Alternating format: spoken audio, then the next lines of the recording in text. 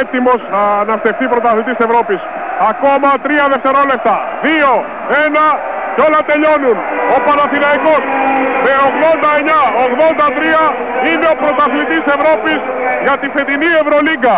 Ο Παναθηναϊκός θα πάρει το κύπελο και θα πανηγυρίσει μαζί με τους οπαδούς του. Επαναλαμβάνουμε το τελικό σκορ. 89-83 για τον Παναθηναϊκό που φτάνει στη νίκη μέσα στο σπίτι της Κίντερ. Κάνει την μεγάλη νίκη με μια μεγάλη εμφάνιση σε ένα μεγάλο τελικό, έχοντας αποκλείσει τη Μακάμπι του Τελαβίβ στον ημιτελικό.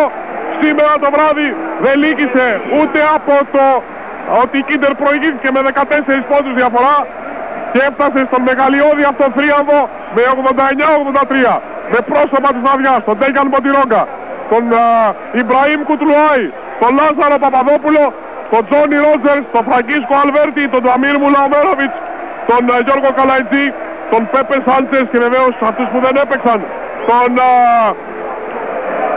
Γιώργο Μπαλογιάννη, τον Γιάννη Γιαννούλη που κάθισε στον πάγκο γιατί δεν μπορούσε να παίξει στο σημερινό παιχνίδι, και φυσικά κεντρικό πρόσωπο της βραδιάς και του τελικού, ο Ζέλικο Ομπράντοβιτς, ο προπονητής των τίτλων, ο άνθρωπος που σηκώνει το κύπελο πρωταθλητριών για 5η φορά